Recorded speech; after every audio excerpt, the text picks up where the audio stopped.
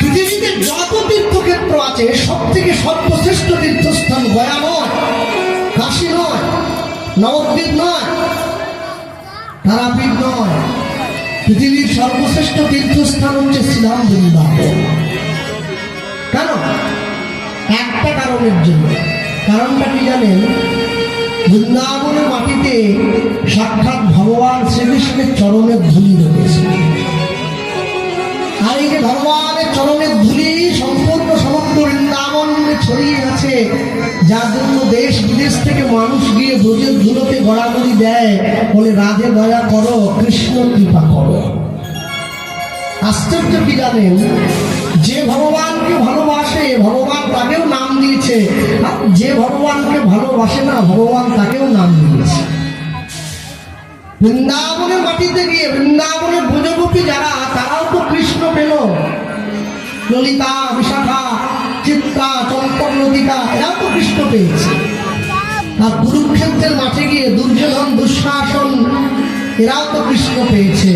দুজনের পাওয়া কিন্তু এক নয়। কেউ ভগবানকে পেয়েছে ভালোবেসে, কেউ ভগবানকে পেয়েছে হিংসে করে, যুদ্ধ করে, অভিমান অহংকার দিয়ে। দুটো পাওয়া কি এক? এই যে মায়েরা বসে আছেন, সারা জীবন ধরে রান্না করলেন, শুধু স্ত্রী পুত্র পরিবার সবাইকে খাওয়ালেন। মনে রাখবেন, যেদিন আপনার হাতের রান্না আমার গৌর গোবিন্দের সেবায় ভোগ হয়ে লাগবে, ভগবানের সেবা হবে, সেদিনকে আপনার রান্না করা সার্থক হবে। তার আগে পর্যন্ত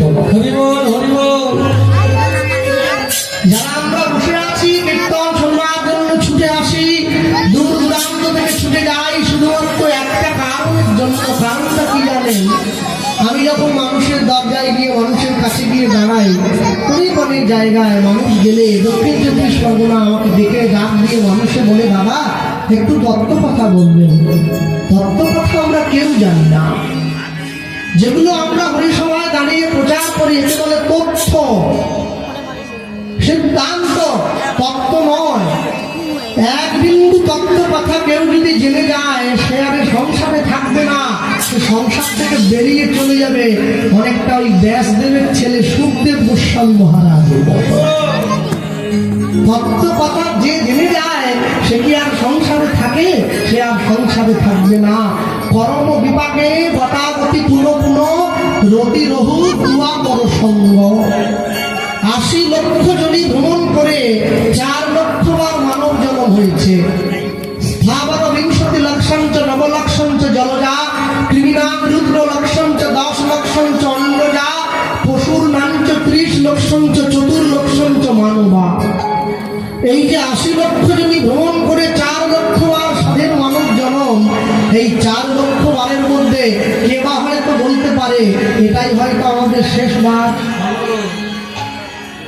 এমন সাধের জন্ম আর হবে না, বারে বারে আর আশা হবে না।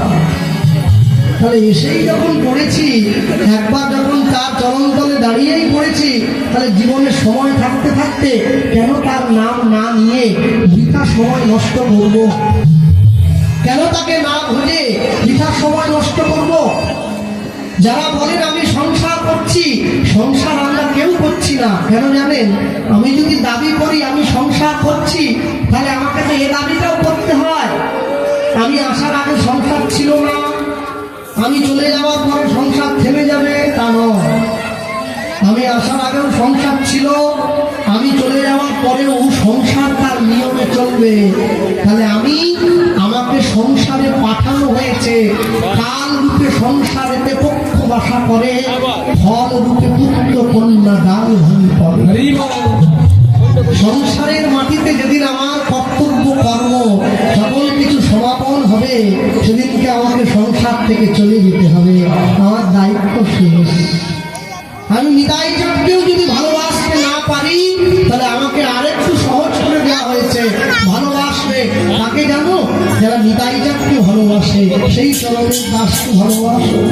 রূপর ধুলাত